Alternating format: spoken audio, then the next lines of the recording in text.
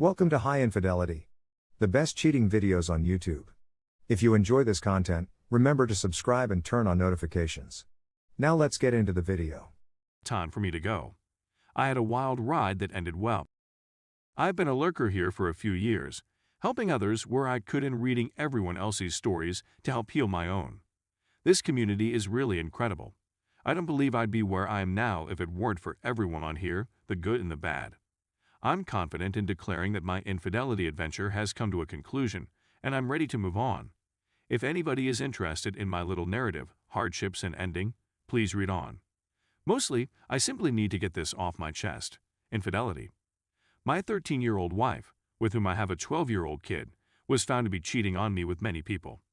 I'm a computer and was able to retrieve TXTs, screenshots, personal notes, movies, and the entire shebang, which I patiently kept up over months to make a strong case. She had been cheating for 3 years and had to be treated for STI as a result. I got checked and I'm clean, thankfully. She'd cheat while I was at work, when I was with our kid, when I was doing chores, you name it. I also discovered she was a high-functioning who took out credit cards in my name and piled up tens of thousands of dollars in debt in my name. Debt that will take me 5-6 years to repay, harming not just myself but also our kid. With all of this data, I created a separation agreement which I double-checked with a lawyer for accuracy. I showed it to her one morning last summer, 2019, and she freaked out and struck me a couple of times.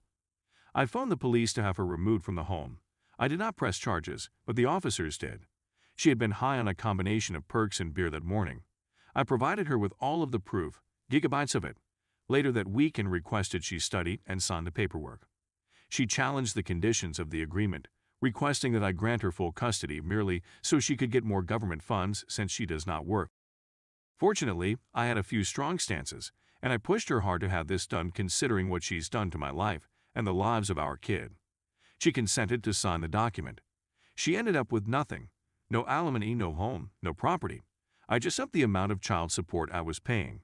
Overall, it cost me $2,000 by the time it was signed, which is a bargain compared to some of the prices I've heard on here. I was no longer enraged. I was so depressed that I didn't even celebrate the signing. I only wanted she would overcome her addictions. Unfortunately, it did not occur. She continued to rely on government aid, was homeless for a while, ultimately obtained an apartment, but continued to misuse drugs and alcohol while refusing to get treatment. She now faces multiple criminal charges, and she also destroyed my house one evening when I was gone, shattered windows, spray-painted a message on the wall. Fortunately, there were cameras. She hasn't gotten any better, and she only sees our kid a few hours a week. A full downhill spiral. I cared for her for a few months. Despite the damage she caused in my life, I still tried to help her out with favors, but eventually I said F it. She chose this for herself, and I gave up pitying her and cut contact with her through a restraining order, with restrictions to only contact me about our child. She has repeatedly broken those terms, barging into my home, intruding onto the property, and harassing calls and texts. There was just no attempt to improve her position. The following. I had no intention of meeting anybody since I had been put off by my ex's experience with relationships. But I had a great connection with a girl who was a little older than myself. In every aspect, we had a lot in common. We ended up dating and became close as friends. She had also left a marriage under similar circumstances, so we were both aware of what the other had gone through. I couldn't be happier. It's a night and day change from my last relationship. I feel like a new guy, and we seem to complement one another. She has now moved in and gets along well with my kid, as I do with hers. We're like a new family, and everyone gets along and is content. My negative sentiments, pity, and contempt for my ex-wife have all but vanished. I don't even think of her until she texts or calls concerning our kid, which is a rare event. It's good to have that period of my life finally seem like it belongs in the past. Things can improve. I know a lot of you are suffering, fearing the worst, having worries about the future, and regretting your decisions. I thought the same things, that I'd never break out of that rut, and that my life would be a nightmare. Even though I'm still tens of thousands of dollars in debt and currently having my home restored, I'm in a good mood. I got out of the hole, and you will as well if you stay with it. The amount of time it takes to heal is not fixed. It will arrive when it comes for you. I wish you all the best of success, and thank you everyone for your time. Story 2. Wife cheated on me with Aaron Boner. Hello everyone. I am 28 years old and have been married for 6 years. In February, I discovered that my wife had an affair with the proprietor of an errand when we stayed in Hawaii. In September 2018, my wife and I traveled to Hawaii. We have usually stayed in hotels in Hawaii, but this time we opted to stay at an errand to get a more local feel for the island. When we arrived at the errand, the owner met us outdoors. He was a young man in his 30s who worked as a Vans photographer and was really kind. We had a fantastic vacation for the whole week, and the errand was an excellent decision. After we left the island, the owner of the errand remarked and paid close attention to my wife on social media. She fell into several of his snares. "Leave your deadbeat spouse and I could make your fashion career fantastic," he'd offer. "Come live with me on the island," he'd add. "I can get you a job at Vans," he'd say. I could always tell there was something wrong between myself and my wife. I would approach her about specific issues, but she would always deny them. She would interact with him through Snapchat, Instagram, and sometimes FaceTime. I became so intrigued one day that I began searching around for proof.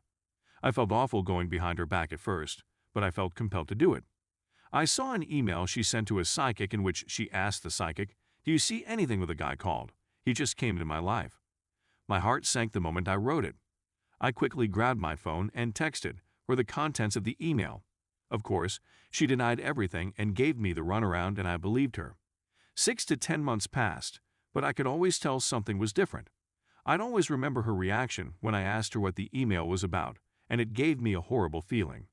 I began getting strange nightmares and not sleeping properly. It eventually escalated to an anxious panic attack, something I had never had before in my life. These assaults would occur just before I went to sleep. I ultimately resorted to marijuana to help me relax and sleep. She opted to visit Hawaii with her sister during the summer of 2019. I couldn't go on the vacation since I had job commitments. Of course, I paid for the whole trip to go with her sister, and I had no idea she was meeting up with the owner of the errand where we had previously been. She sneaked out the door when her sister was asleep, and the man picked her up in his automobile. They allegedly had in his vehicle before splitting up. She says she didn't like it the whole time and felt terrible as soon as she got in the vehicle. She has felt terrible, sorry, shameful, and even suicidal as a result of her acts. She kept this tiny secret hidden for over 2 years. She chose to come clean about it since we were having problems in our marriage. And I ultimately sat her down and told her that I believe it's best for us to split ways. That came as a complete surprise to me. My instant emotion was one of delight and gladness for her that she no longer had to carry that around with her.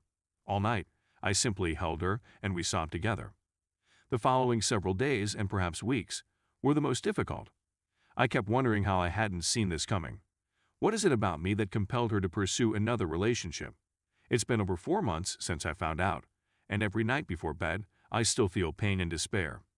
Every morning, my first thought is that she has been disloyal to me. I'm usually ill and queasy for the first 2 to 3 hours of the day. We've had a lot of heart-to-heart talks, and I genuinely think she feels sorrow and wishes she could undo everything in an instant, but for some reason, I still feel terrible and queasy every day. Update. I eventually decided to contact the man since I was so fed up with everything emotionally. I contacted him on Instagram. I awoke the following morning to a message from his wife. His wife informed me that she spotted my message in his inbox and would want to speak with me. I decided to call her and chat about our significant others up. I was expecting to find out how much my wife was engaged in the connection and how much she really pushed it ahead, but she didn't have any proof for me. She claimed to have seen just one screenshot of my wife in a bikini on his phone. She said that the screenshot seemed to be a post on her Instagram story. So there wasn't anything specific that my wife sent him. She went on to describe her hubby and how he behaves. She said he is a narcissist who is too, and that my wife is one of 100 other women he has in his Instagram inbox. She said that she has been trying to get him assistance, but he is really hostile. She told me a tangential tale about him renting out an apartment on his property to a fitness model, and one day he forcefully thrust himself on her, but she resisted so strongly that he left. I suppose they came to an arrangement not to pursue charges between themselves. Following my talk with his wife, I am certain that my wife became involved with a predator. She became entangled, just like the hundreds of other girls he tortured. My wife was a victim, in my opinion.